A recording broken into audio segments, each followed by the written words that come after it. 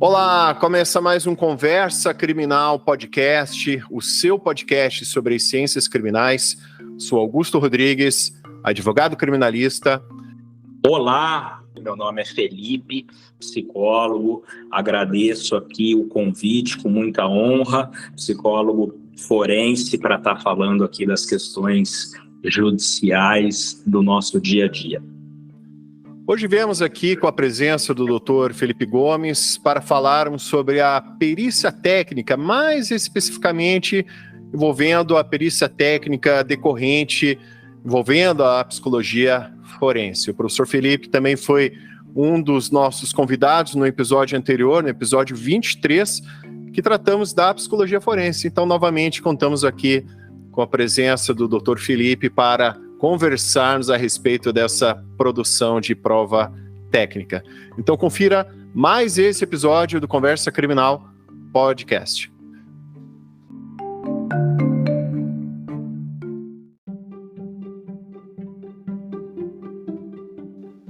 Doutor Felipe, e a respeito da produção dessa prova técnica envolvendo a psicologia forense, o senhor poderia compartilhar com os nossos ouvintes um pouco da sua experiência, a importância desse tipo de produção de prova técnica, principalmente envolvendo casos criminais? É verdade.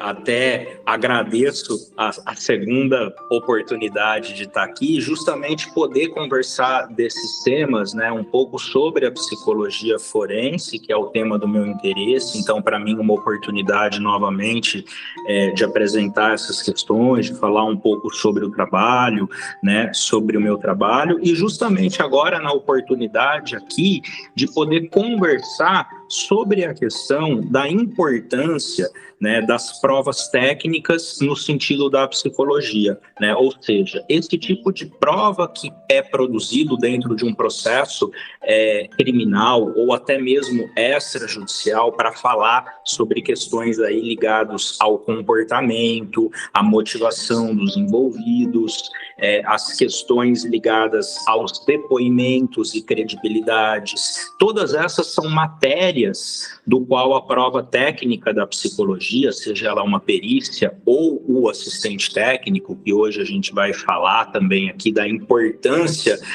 do assistente técnico também no processo, não só quando vai haver a perícia, mas também ele constituindo ali a equipe de defesa, justamente para trazer ali uma produção de prova, né, um viés de prova técnico, que justamente isso vai contribuir ali, tanto nas suas teses, mas também vai contribuir, de um modo geral, naquilo que a gente chama do padrão de qualidade da produção da prova, né? Até mesmo essa matéria, existe uma discussão sobre ela, né? A questão da qualidade da prova, até da admissibilidade da prova, né? E já aproveitando aqui a matéria, até me alongando um pouquinho mais aqui na resposta, mas o que já é uma tendência cada vez mais, né? Assim, o judiciário, as decisões judiciárias também serem embasadas em ciência, é isso que eu estou querendo dizer. E aí a prova técnica, a perícia ou a assistência técnica,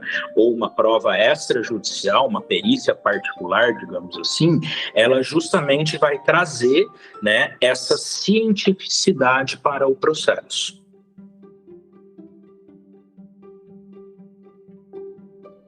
Doutor Felipe, né, como o doutor mesmo citou, a importância da produção dessa prova, né, seja ali como um perito técnico nomeado, né, pela autoridade judiciária, ou mesmo como um assistente técnico, né, das partes, né, seja ali do investigado, do acusado, ou mesmo como assistente da acusação, né, por parte da vítima. Pela sua experiência, poderia narrar para os nossos ouvintes algum exemplo prático, uma situação assim que durante a sua carreira marcou, que foi ali um trabalho bem importante no decorrer desse processo, né, com essa produção de prova? Claro, a gente poderia dizer E trabalhos que envolvem, geralmente, essa produção no sentido, por exemplo, de exame de credibilidade, de testemunhas em processo judicial, principalmente quando envolvem crianças, o testemunho de crianças, de acusações de crimes sexuais, por exemplo, é aonde vai também entrar a necessidade dessa matéria técnica para poder também, embora ali a fala da criança, ela é algo que precisa ser considerada, né, e tem uma grande importância em casos como esse, mas todo o procedimento de produção de prova, por exemplo, quando é feito no judiciário através do depoimento especial, é uma matéria que acaba sendo muito importante a participação do assistente técnico, por exemplo, em perícias como essa. Porque muitas vezes esse depoimento especial, falando aí sobre o tema da qualidade da prova, né, muitas vezes esse depoimento especial ele pode ser feito de um modo insuficiente ali para a produção daquela prova.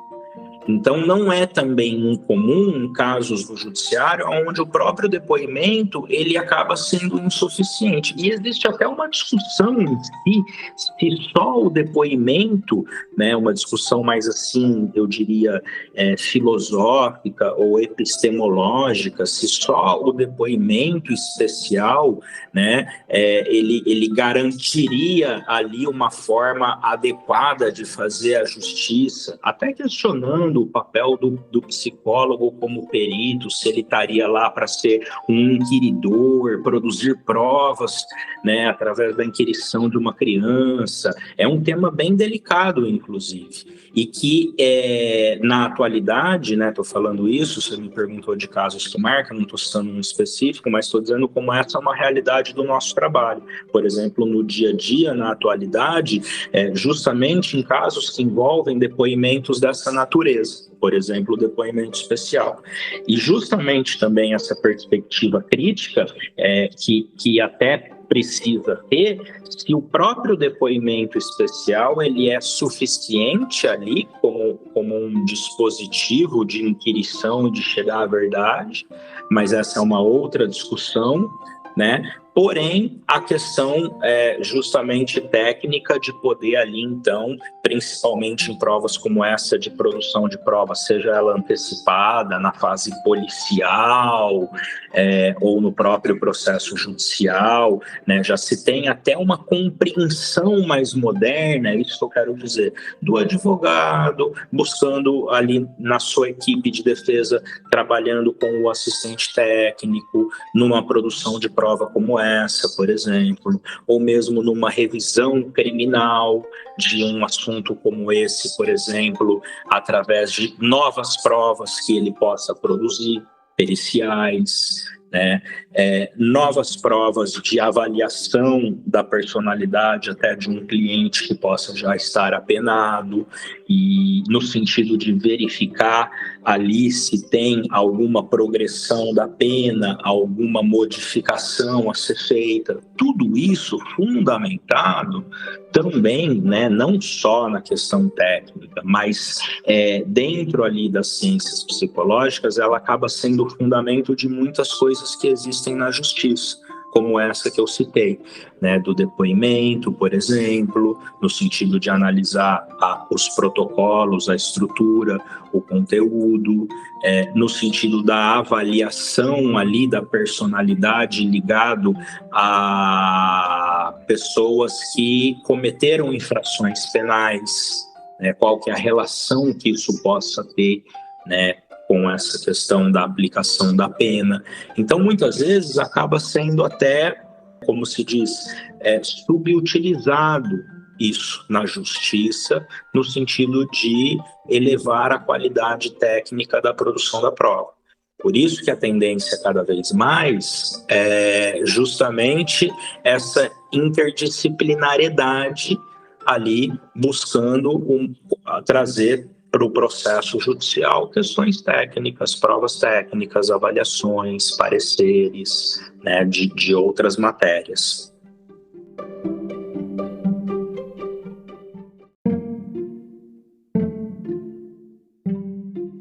Citando Assim como o doutor falou, nessa questão de prova técnica envolvendo, enfim, essas questões tão delicadas, né, o que eu, como advogado, como defensor, o que sempre me ocorre, inevitavelmente, como uma possível prova técnica, né, lançando mão da psicologia forense, seria principalmente em relação aos crimes sexuais, porque são crimes de uma natureza muito delicada, crimes que normalmente ocorrem, né, como falo, a portas fechadas, né, então a palavra da vítima ela tem um relevante peso, né, para o judiciário, né, conforme já tem o entendimento do próprio Poder Judiciário, da jurisprudência a respeito disso, mas, por outro lado, também, como posso dizer, tem esse outro lado da moeda, né, situações que possam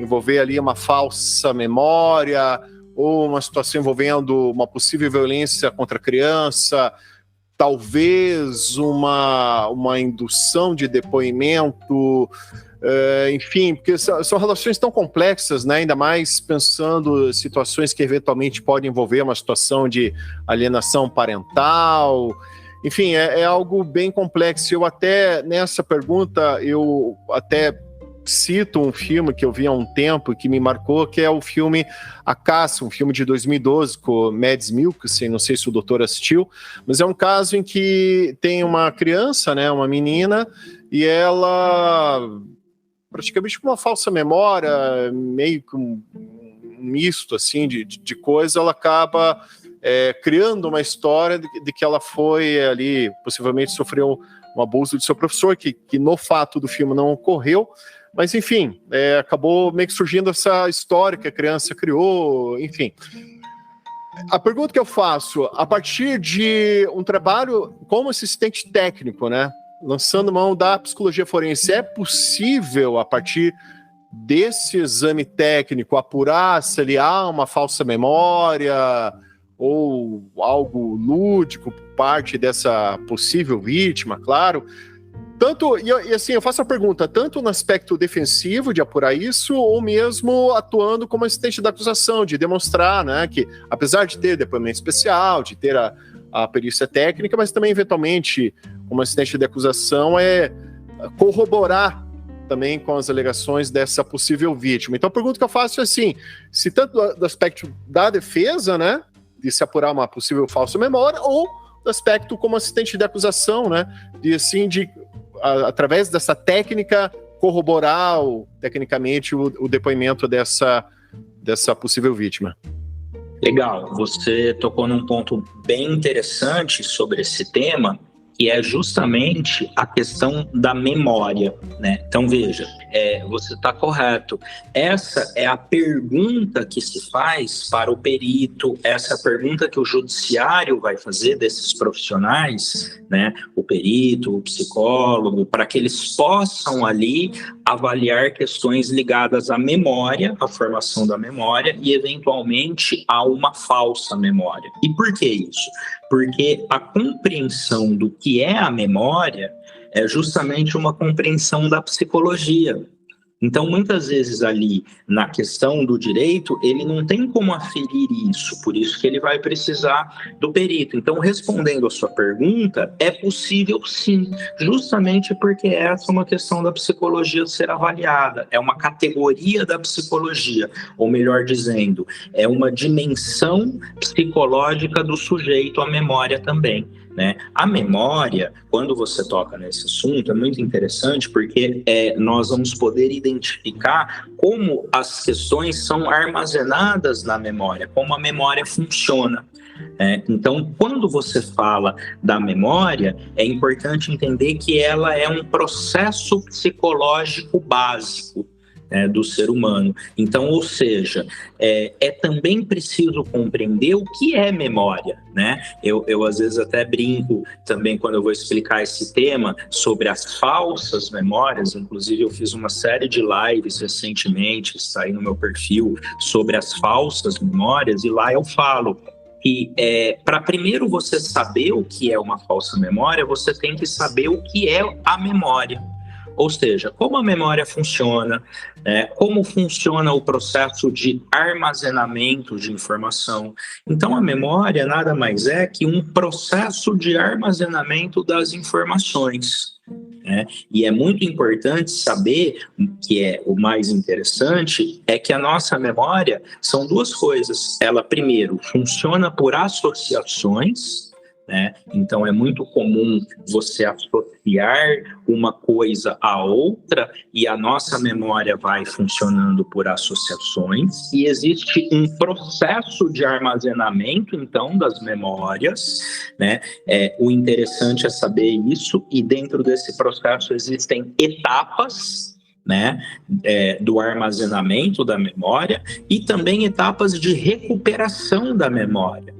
Por isso que podem haver prejuízos, tanto na hora de armazenar uma informação, quanto na hora de recuperar aquela informação que você armazenou.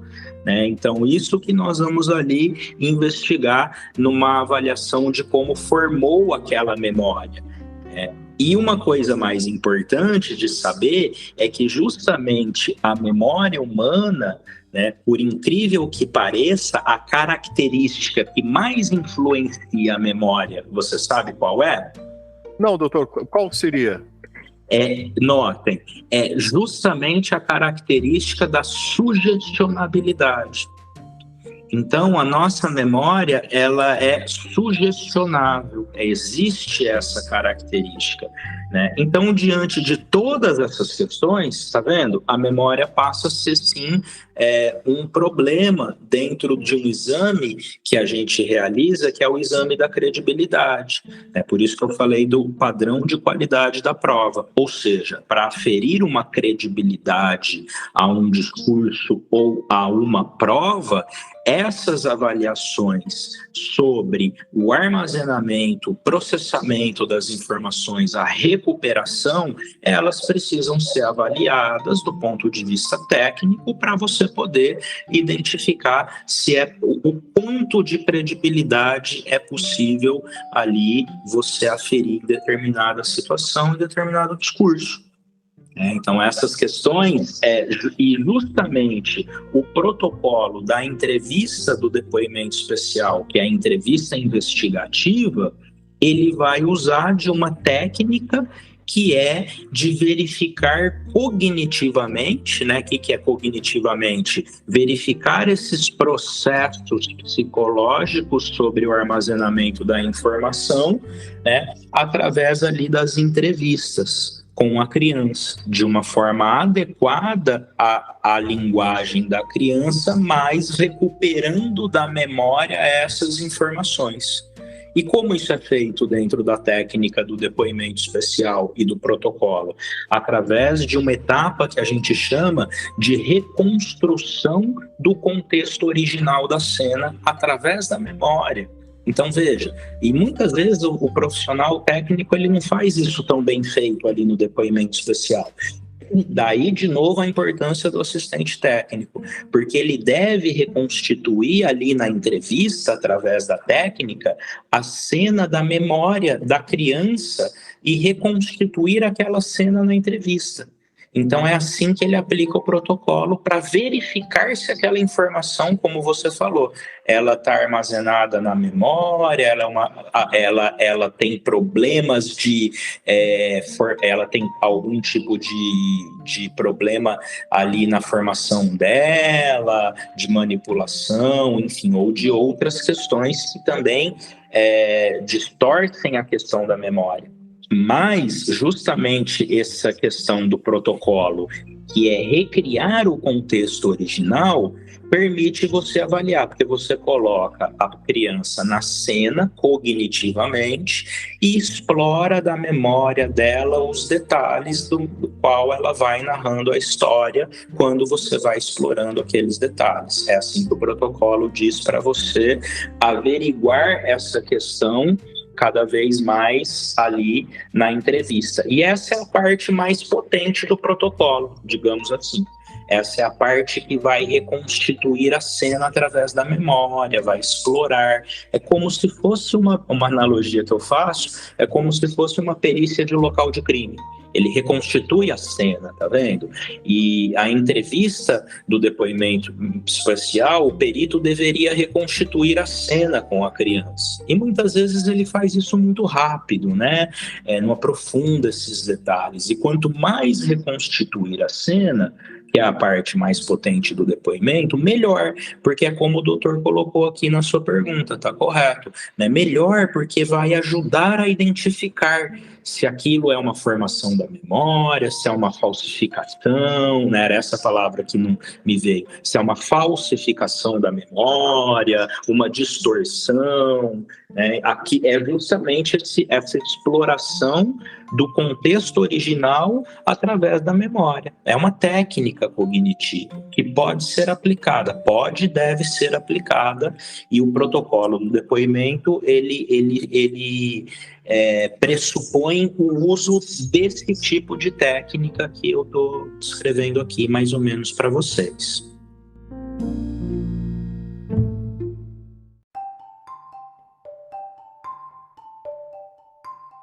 É até interessante essa questão da falsa memória, né, que me ocorre, por exemplo, tem uma série documental da Netflix que se chama Making a Murderer, que é um caso real que ocorreu no meio oeste nos Estados Unidos, em que uma pessoa ela foi condenada injustamente por um crime de violência sexual, e houve ali, na verdade, um reconhecimento, vamos chamar assim, por indução por parte da polícia, né? A polícia tinha uma pessoa que, enfim, já tinha alguns problemas ali com a autoridade policial local, eles tinham um retrato dessa pessoa e apresentaram esse retrato para a vítima. E a vítima reconheceu aquela pessoa do retrato como o seu agressor. E ele foi condenado, ele permaneceu 18 anos preso, e após esses 18 anos, a partir de um exame de DNA, verificaram que ele realmente não era o agressor, que era uma outra pessoa.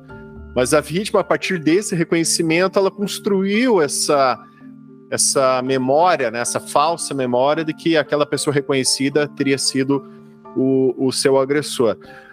Uma outra coisa também que é muito comum, nós que militamos, estudamos, né, o processo penal, é a questão dessa também falha de reconhecimento que ocorre aqui no Brasil, né, normalmente pela autoridade policial, no sentido de não respeitar o que dispõe o artigo 226 do CPP, que até eu vou pedir licença para ler rapidamente, que consta que, quando houver necessidade de fazer esse reconhecimento de pessoa, proceder-se-á pela seguinte forma: a pessoa que tiver de fazer o reconhecimento será convidada a descrever a pessoa que deva ser reconhecida, e a pessoa cujo reconhecimento se pretender será colocada, se possível, ao lado de outras com ela tiverem qualquer semelhança, convidando-se quem tiver de fazer reconhecimento a apontá-la. Então, no sentido assim de colocar várias pessoas ali, como a gente vê nos filmes, né, em volta do suspeito, pessoas que guardem assim alguma semelhança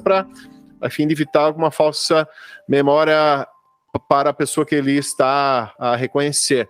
Contudo, o que ocorre muitas vezes na prática é que as delegacias, a autoridade policial, muitas vezes tem um chamado álbum de reconhecimento, álbum de suspeitos, né? A pessoa chega na delegacia, fala, olha, fui roubado por uma pessoa com essas características, né? Daí a polícia muitas vezes pega esse álbum de suspeito e mostra lá a foto. Olha, foi essa pessoa aqui? E não é raro, a vítima acaba reconhecendo a pessoa da foto e não foi a pessoa da foto que cometeu o crime. Então, até emendando a pergunta que eu fiz anteriormente a respeito das falsas memórias, o que o doutor teria, por exemplo, a dizer a respeito desse tipo de reconhecimento por uma foto, se isso realmente poderia induzir uma falsa memória, né? Então, olha só, que legal. Vamos incluir essa pergunta do reconhecimento, que é um problema, né? E um problema que está sendo debatido, e um problema clássico, né? Assim, no judiciário, e vamos ampliar agora para tudo que envolve questão de depoimento, de memória, de testemunho. Agora a gente entra na parte, veja bem, da psicologia do testemunho. Não só a questão da memória, mas olha como a memória é essencial, porque é exatamente esse o tema que a gente está tocando aqui.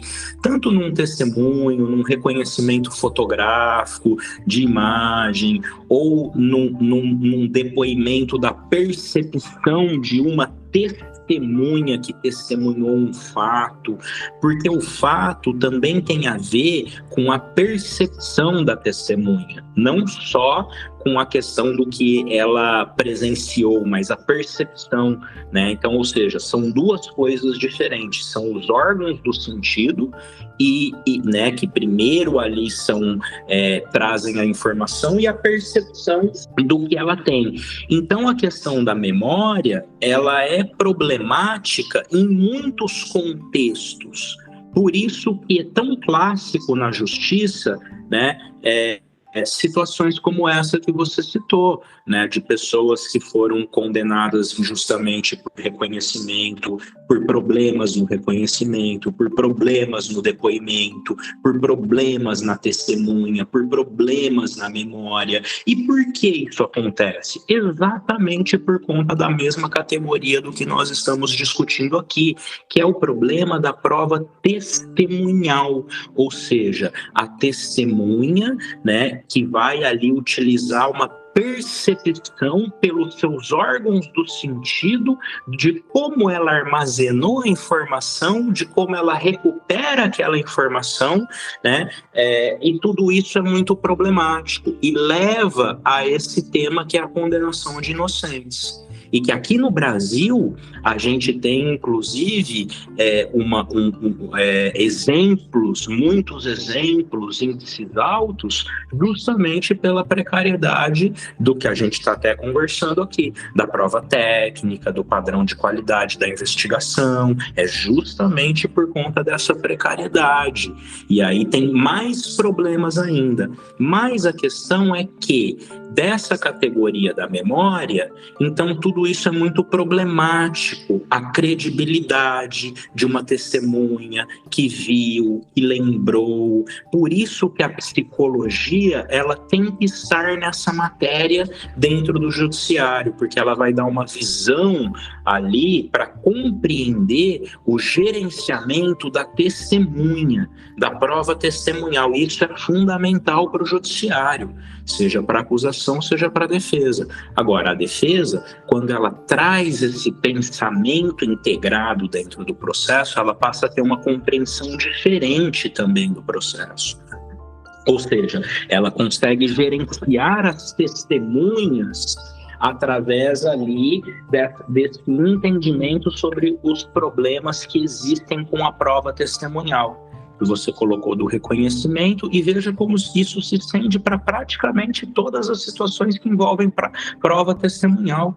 Se você for ver bem, todas elas necessitam desse tipo de perícia para o judiciário, para que possa ter um entendimento técnico maior. Então, essa é uma questão. E a segunda questão, a segunda implicação, tem relação com aquilo que eu falei sobre a sugestionabilidade da memória e as etapas, os problemas que podem existir. Ou seja, eu quero dizer que a memória é uma categoria muito falível, muito suscetível ao erro. Mesmo uma memória saudável e normal, esse fenômeno do erro da memória, ele é muito suscetível pela própria característica da memória, que é justamente a associação e a sugestionabilidade. Então é um fenômeno muito mais comum do que a gente imagina, formar memórias que nunca existiram pela sugestionabilidade, inclusive. É possível que, inclusive, um adulto normal, uma pessoa normal ao longo da vida, internalize memórias erradas, de datas erradas, de situações erradas que ela junta com uma outra situação porque faz muito tempo e mistura a memória, algo sem importância, por exemplo, mas que demonstra, o que eu quero dizer é que é natural da memória esses pequenos enganos. Isso não chega nem a ser uma patologia, né, ou uma psicopatologia. E se tiver psicopatologias envolvidas, que geralmente tem, aí a situação é muito mais complexa. Aí eu preciso relacionar todos esses problemas que eu falei com a psicopatologia dos indivíduos, dos envolvidos. E quem vai fazer isso? O profissional desse campo, também trazendo ao advogado uma visão, né, psicológica para o processo dos envolvidos também, do funcionamento da memória, dos processos psicológicos, dos testemunhos. É dessa maneira que ele vai ali apresentar isso. Mas o que eu queria destacar é justamente esse ponto que você colocou, né? É mostrar, olha, desse ponto de vista que eu demonstrei aqui, como é problemático essa questão da memória, né? E quando envolve psicopatologias ainda, muito mais. Então, tudo isso precisa ser avaliado e às vezes fica de fora. Ainda mais pensando em situações em que na prática vemos, né, principalmente em situações em que as únicas testemunhas arroladas pela acusação normalmente são os policiais condutores ali do acusado, né, a delegacia, e testemunhos, depoimentos testemunhais que ocorrem meses ou anos após o fato. E é tão difícil, né, até para nós leigos pensarmos, né, que qual é o ponto de credibilidade de tal depoimento, né, ainda mais usado pela acusação, considerando que é meses ou anos após o fato, né? Então é realmente complicado, e eu vejo assim que traz uma insegurança jurídica, enfim, de condenar uma pessoa com base em depoimentos que podem, enfim, estar de alguma forma induzido ou, né, com essa falsificação da memória, como o doutor citou, mesmo que não seja de forma intencional, de má fé, né, dessa testemunha. Exatamente. Então, isso tudo para ver como é um problema mesmo, essa questão da memória, dos depoimentos, e aí, por isso, a perícia, exatamente, a gente está conversando aqui, por isso a importância da perícia, a importância técnica, porque se espera que possa responder minimamente a essas questões. E o doutor colocou um termo muito interessante, né, que leva a uma insegurança jurídica. E eu posso até dizer, aproveitando, o doutor perguntou um pouco aí do dia a dia nosso como assistente, que também considero que depois do depoimento especial, porque eu já atuo há muitos anos nessa área de consultoria, né, e assistência técnica, e que depois do depoimento especial, que é relativamente recente, a preferência para o depoimento especial, porque antigamente era a perícia psicológica, né, que é uma avaliação muito mais profunda do que o depoimento, mas recentemente se adotou o depoimento na perspectiva de ser um protocolo de investigação, como esse que eu descrevi aqui, que em uma única entrevista, né, para também extrair ali as informações, e no princípio de não revitimizar, né, ali de várias entrevistas, né, se preferiu esse protocolo do depoimento, e ele é relativamente recente.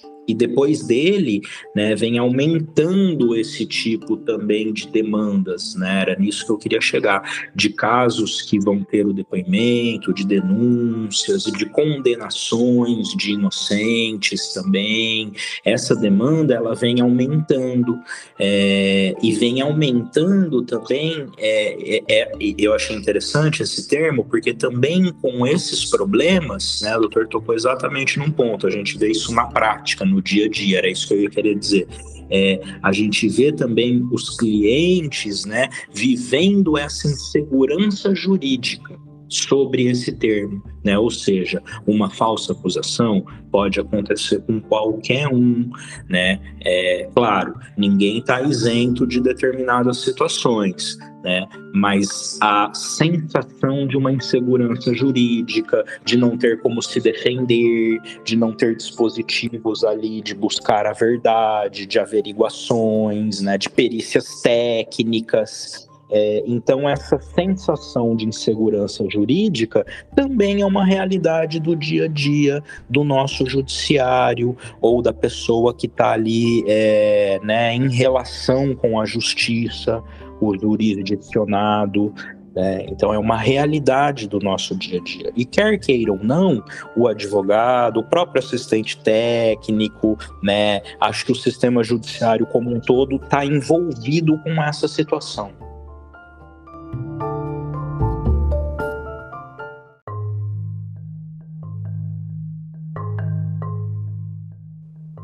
Doutor Felipe, há hoje o que podemos considerar os chamados fenômenos psicológicos do direito, né? Um desses exemplos que eu vejo é a Lei Maria da Penha, que temos ali um dispositivo que caracteriza a violência psicológica para a mulher.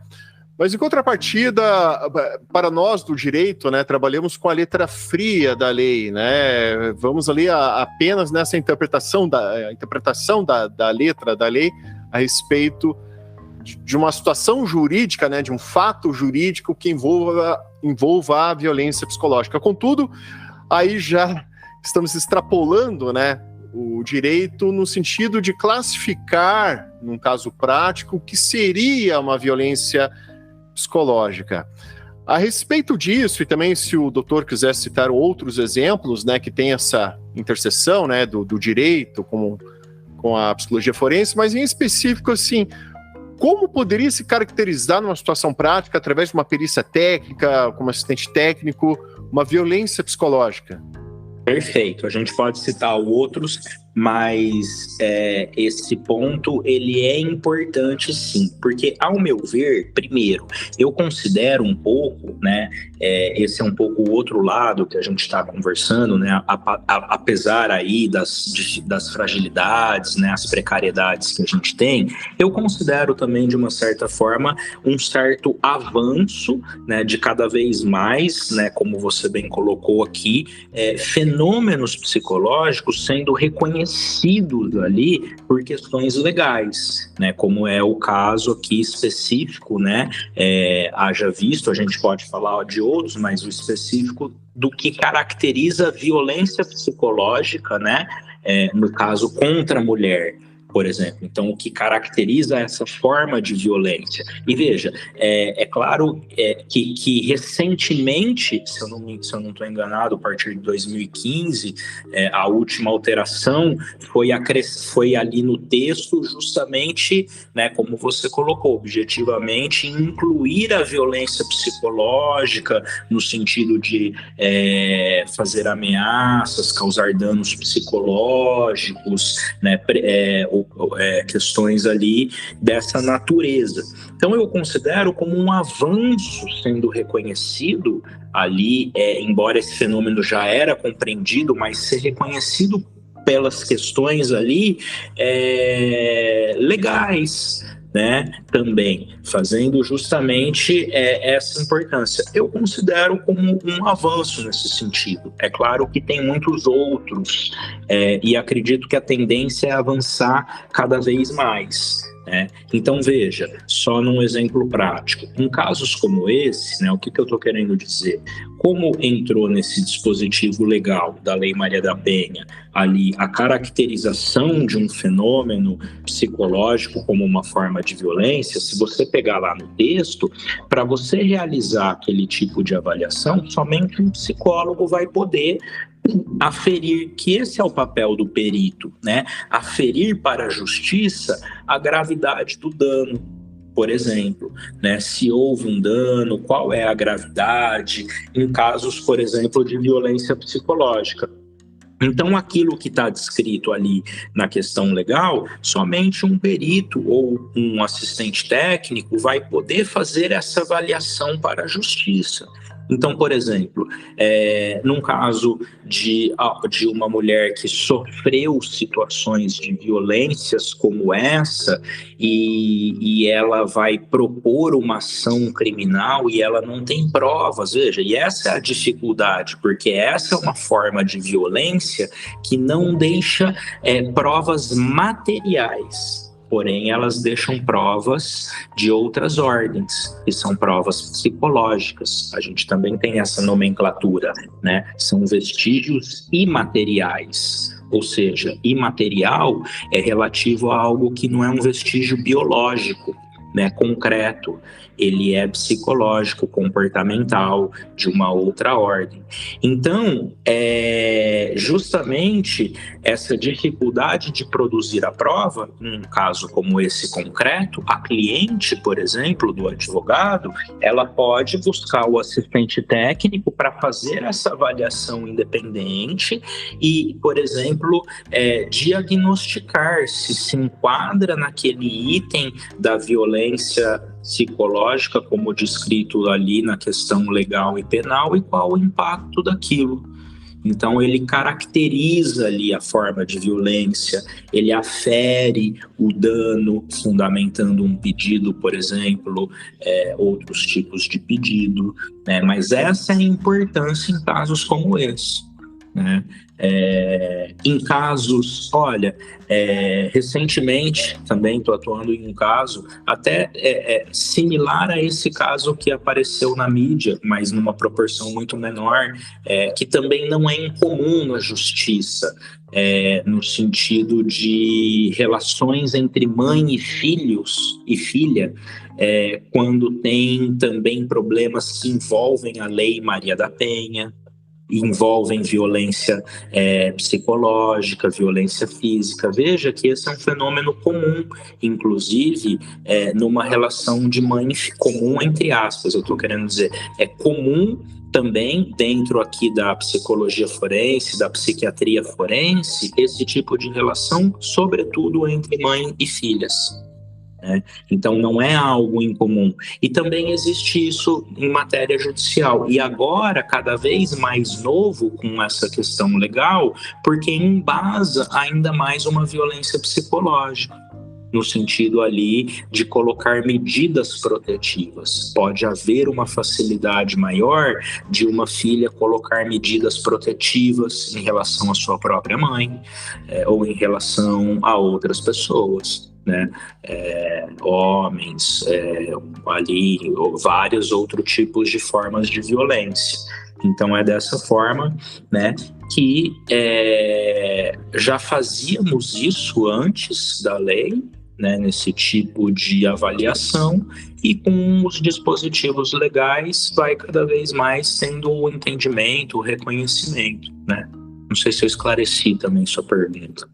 Sim, até o que eu penso na atuação, né, como um advogado, é situações como o doutor falou, né, hipóteses em que o advogado está atuando pela vítima, né, ali está como um assistente de acusação e precisa caracterizar essa violência psicológica. Ele poderia lançar mão de um psicólogo forense como um assistente técnico para, enfim, produzir esse laudo e, por consequência, gerar essa prova, correto? Exatamente, porque muitas vezes ele pode ter essa dificuldade na propositura de uma ação, né? Ou seja, ele não tem muitas provas que embasam. Então, essa prova pode ser produzida dessa maneira, no caso, não precisa nem ser assistente técnico, né? Porque não necessariamente está havendo uma perícia, mas é uma avaliação independente, né, de um profissional que tem essa expertise. Isso é muito importante. Outra coisa que eu vejo, só fazendo um parêntese aqui, mas já aproveitando a oportunidade, eu vejo que o advogado tem dificuldade muitas vezes de entender que o profissional que faz essa avaliação, ele tem que ter uma expertise diferente do profissional clínico, que faz um atendimento terapêutico e de saúde mental, porque ele vai fazer uma avaliação para a justiça. Então, só um parênteses, mas é importante, muitas vezes o advogado não diferencia e orienta o cliente a buscar um psicólogo, quando ele deveria buscar um psicólogo com capacitação em psicologia forense para fazer esse tipo de avaliação, para fundamentar o processo, não para fazer um atendimento psicológico. E aí, por que isso? Porque também o raciocínio é diferente, né, do profissional que vai dar um laudo para a justiça e do profissional que faz um laudo de saúde mental, porque ele não vai fazer a relação de causalidade ali, de nexo causal com a situação judicial, né? Então, é só esse parênteses. Mas voltando ao assunto aqui, o raciocínio está correto que você colocou, né? Ele vai fazer ali uma prova independente, né, de um profissional que tem essa capacitação, essa expertise, que vai poder relacionar com a matéria jurídica. Então, ou seja, ele vai produzir uma prova para fundamentar uma ação na justiça. Por isso que ele ainda não é o assistente técnico, ele é um avaliador independente. Mas ele produz a prova no sentido assim, ele avalia o dano, ele avalia a consequência do dano psicológico, para poder fundamentar uma medida protetiva, um processo criminal, formas de violência dessa natureza também entra na nossa matéria de avaliação. Até que me ocorre nas hipóteses que a gente chama de ação civil ex delicto, né, que é compensação indenizatória, né, decorrente do crime, né, pensando principalmente quem é vítima, né, desse crime. Eu penso que esse tipo de produção de prova é interessante até para fixação de eventual indenização por dano moral, penso, né. Então, agora você tocou em um outro tema muito interessante também. E olha só como você foi perspicaz. Eu até nem trouxe esse assunto, porque eu sei que a gente está no podcast aqui criminal, e aí eu falei, vou evitar de ir lá para o civil, para o trabalhista, que é quase a mesma matéria, né, de avaliar o dano, por exemplo.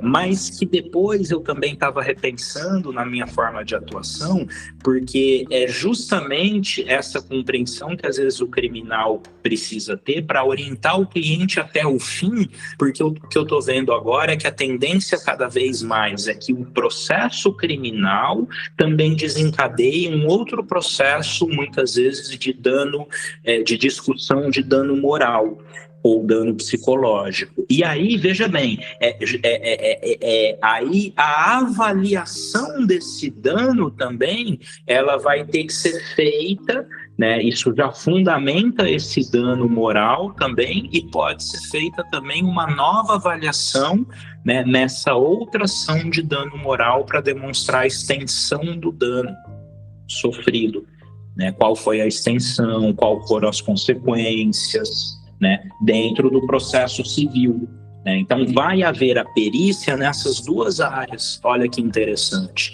vai haver a perícia na área civil ali sobre a violência, sobre o impacto, complementando. Você tem razão. Por isso o advogado criminalista, o que eu quero dizer assim, talvez ele sabendo dessas possibilidades, ele já sabe pelo menos orientar o cliente ou aonde isso pode desdobrar, e essa consequência de um processo criminal pode desdobrar no futuro em um processo de uma ação de dano moral, dano psicológico, não só em relação a isso, como inclusive também no caso que a gente estava conversando de falsas memórias, de outros crimes, crime de difamação, danos morais, pode implicar.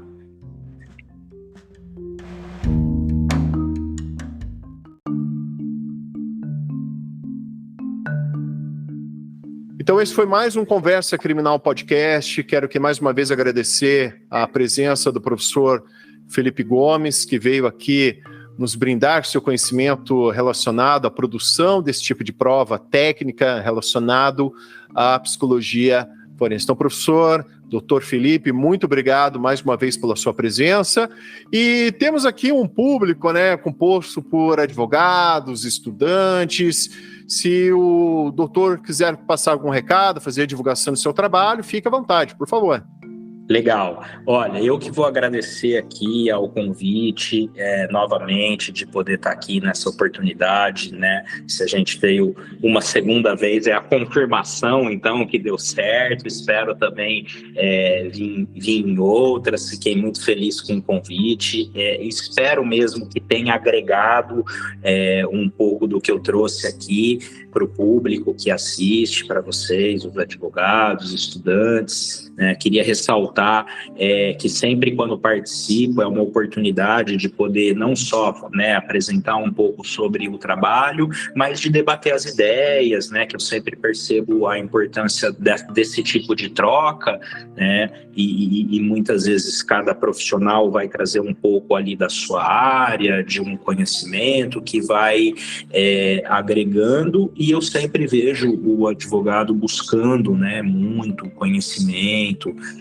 para o seu trabalho, diante das questões difíceis mesmo, que envolvem ali a prática do dia a dia, Porque eu também, como sou um profissional que atuo na prática, aí já falando um pouco do meu trabalho, eu sou psicólogo de formação, tenho essa capacitação na área, estou há 12 anos já também atuando através da minha consultoria, em que eu presto esse tipo de serviço de consultoria técnica para advogados, os seus clientes. Tenho diversas parcerias com diversos escritórios que tive a oportunidade de atuar também em casos importantes, interessantes. Então, isso tudo vai constituindo ali como uma possibilidade também e uma experiência. Então, assim, meu objetivo aqui é poder ter agregado, espero que tenha agregado mesmo alguma coisa sobre essas informações. Eu vou deixar o meu contato aqui, quem quiser acompanhar meu trabalho no Instagram, os conteúdos, quiser conversar alguma coisa sobre o programa, alguma coisa que a gente colocou aqui, alguma dúvida que ficou, é só me mandar ali no Instagram, super fácil, eu respondo. E lá também, quem quiser saber alguma informação sobre o trabalho, sobre a consultoria, como você pode levar para algum caso, alguma parceria, também é só chamar lá, e aí eu explico como funciona. Tem o meu parceiro que vai poder atender vocês, e eu vou deixar aqui, @felipe.psicólogo, bem simples. Maravilha, doutor Felipe, mais uma vez, muito obrigado pela sua presença. Gostaria de agradecer você, ouvinte, que nos acompanhou até esse momento, e te peço uma gentileza. Se você conhece alguém que possa se interessar por esse conteúdo, por favor, compartilhe, e assim vamos propagando o conhecimento. Também te peço que me siga nas redes sociais, em especial no Instagram, no perfil @augustorodrigues.criminal. Esse foi mais um Conversa Criminal Podcast. Um grande abraço e até a próxima.